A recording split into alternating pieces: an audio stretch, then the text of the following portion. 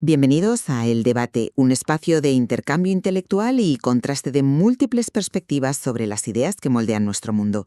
Hoy vamos a arrancar con una imagen mental. Para fabricar la batería de un solo vehículo eléctrico, de esos que circulan de manera tan fluida y tan silenciosa por las calles de Madrid o de Berlín, la industria tiene que extraer y procesar cerca de 250 toneladas de tierra y roca. Sí, es un dato físico brutal, o sea, casi incomprensible a escala humana. Totalmente. Sin embargo, claro, cuando nos sentamos al volante, miramos el salpicadero y vemos ese pequeño icono verde de la batería, pues todo nos parece limpio, minimalista y sobre todo inofensivo. Pero a ver, detrás de esa aparente tranquilidad se esconde el motor de lo que ya conocemos como la guerra de los minerales críticos. Hablamos de la disputa global por el litio, el cobalto, las tierras raras. Y fíjate que no se trata solo de la inmensa cantidad de tierra que hay que mover, ¿eh? Hemos llegado a un punto de inflexión histórico absoluto. El poder geopolítico ya no se mide en barriles de petróleo, sino que ha pasado a medirse en toneladas de minerales procesados. Exacto. Y aquí surge una paradoja central, que hoy vamos a analizar, que para mí es desoladora.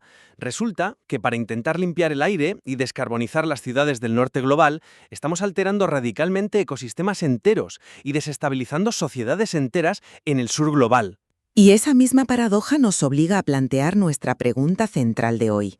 ¿Justifica la urgencia innegable y científica de la crisis climática este actual modelo acelerado de extracción de minerales críticos? ¿O estamos simplemente replicando la histórica maldición de los recursos disfrazada bajo una nueva teología verde?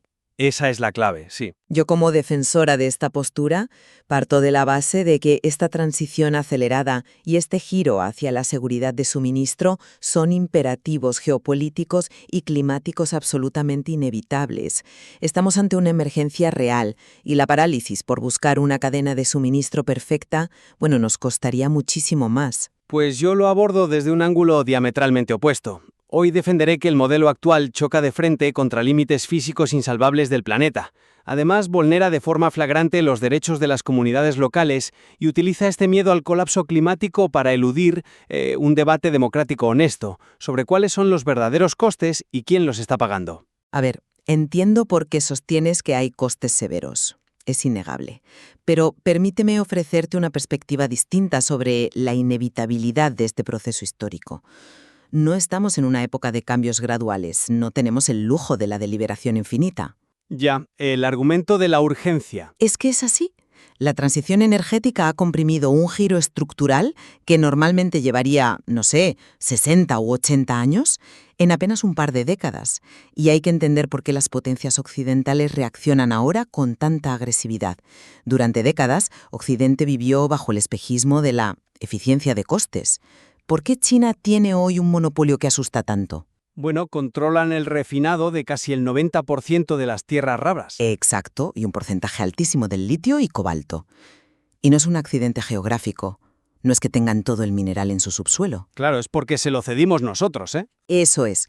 En los años 90 y 2000, países como Estados Unidos o Australia decidieron que, sus estrictas regulaciones ambientales hacían muy caro procesar esos minerales en casa.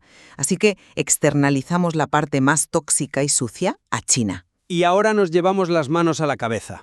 Ahora nos hemos dado cuenta de que depender de un rival sistémico es un suicidio estratégico. Por eso estamos pivotando hacia el friendshoring.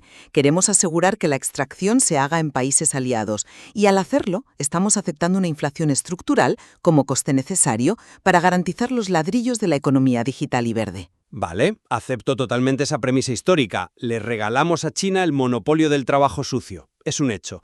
Pero hombre, el problema de ese planteamiento del friendshoring y de la narrativa de la salvación tecnológica es que hoy actúa como una auténtica religión secular. ¿Una religión? No sé si usaría esa palabra. Sí, una religión. Nos dice que la tecnología nos salvará del apocalipsis y que si para lograrlo tenemos que abrir en canal el sur global, pues que así sea. Fíjate que no hemos cambiado nuestro modelo económico expansivo ni un milímetro, solo le hemos cambiado el combustible. Bueno, pasar de quemar carbón a usar energía solar no es un cambio menor. No, claro que no, pero sigue habiendo una desconexión total. Piénsalo, hay una desconexión casi esquizofrénica entre ese comprador europeo que se siente éticamente superior por conducir un coche eléctrico sin tubo de escape y las zonas de sacrificio minero que hacen posible ese vehículo.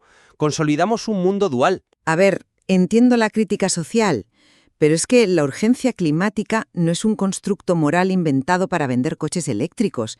Es un consenso científico abrumador sobre la trayectoria térmica del planeta. Si me permites una analogía, adelante. Olvidémonos del típico ejemplo del médico y el paciente. Pensemos en un barco gigante en medio de un temporal perfecto. Un barco que empieza a meter agua a raudales.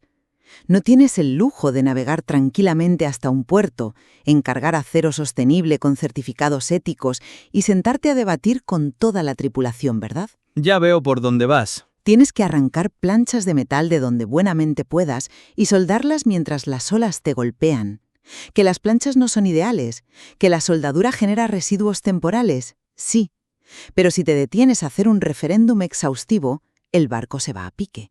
La amenaza inminente justifica asumir externalidades negativas que en tiempos de paz rechazaríamos de plano. Es una metáfora muy reveladora, la verdad, pero fíjate que ilustra precisamente el enorme sesgo de la política occidental. Si seguimos con la imagen de tu barco en plena tormenta, lo que estamos haciendo en la realidad es arrancar las maderas de los camarotes de tercera clase. Hombre, no creo que sea tan extremo. Si lo es, arrancamos las maderas de la zona donde duermen los trabajadores de la sala de máquinas, dejándolos a la intemperie para blindar los salones de primera clase donde viaja el norte global. Ese es el meollo del asunto. El miedo a que el barco se hunda paraliza cualquier deliberación racional. Pero paralizar la acción climática también afecta a los de tercera clase, y mucho más rápido. Sin duda. Pero al declarar un estado de excepción climática permanente, anulamos la política democrática. De pronto se vuelve un acto de traición cuestionar de dónde viene el litio. Te dicen, oye, que estamos salvando el mundo. Y esto convierte a los ciudadanos en meros consumidores atemorizados que exigen su tecnología verde para expiar su culpa, sin mirar qué derechos se pisan. Ya, pero yo no ignoro el peso ético de esa disparidad, te lo aseguro. Y creo que tampoco estamos ignorando los camarotes de tercera clase. El giro hacia el friendshoring intenta precisamente corregir esas cadenas de suministros ciegas del pasado. Buscando minerales en países occidentales. Buscando acuerdos con países que poseen mejores marcos democráticos y ambientales, como Chile o Australia. Queremos salir de los monopolios opacos. Se trata de alinear la geografía de la extracción con valores democráticos, aunque encarezca el producto. Es un argumento persuasivo sobre la economía. A ver, la teoría suena impecable en un memorándum en Bruselas. ¿Pero has considerado el factor de estrangulamiento geográfico? ¿A qué te refieres exactamente? A que la geología no obedece a tratados comerciales. El territorio no miente. Y aquí tu argumento choca contra un muro de hormigón que son los límites físicos. Hablemos de la termodinámica de la extracción. Gran parte del público no visualiza qué significa extraer litio en el Triángulo del Litio en los Andes. Una región que, recordemos, contiene casi el 60% de las reservas conocidas. Exacto, de Argentina, Bolivia y Chile. Pero la pregunta es cómo se extrae. No es como entrar en una mina de carbón con explosivos y sacar rocas.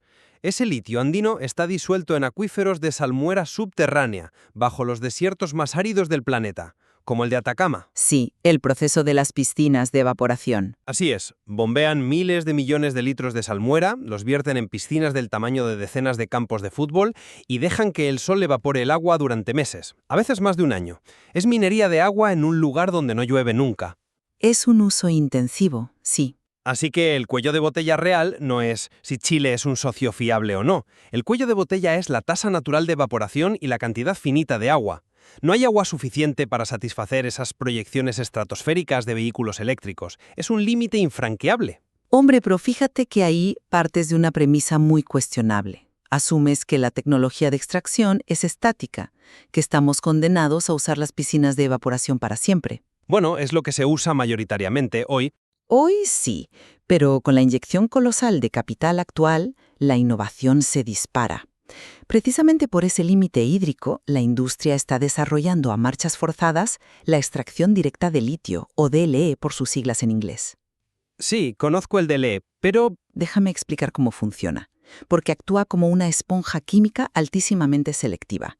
En horas extrae solo los iones de litio y reinyecta el agua sobrante al acuífero. Elimina la necesidad de evaporar millones de litros al sol. Y esto pasa porque estados como Chile exigen por ley esta transición hacia el DLE para otorgar nuevas concesiones. Están ejerciendo su soberanía. Vale, el DLE existe y se está empujando, pero vamos a aterrizar la ingeniería real de esa tecnología, porque no es magia.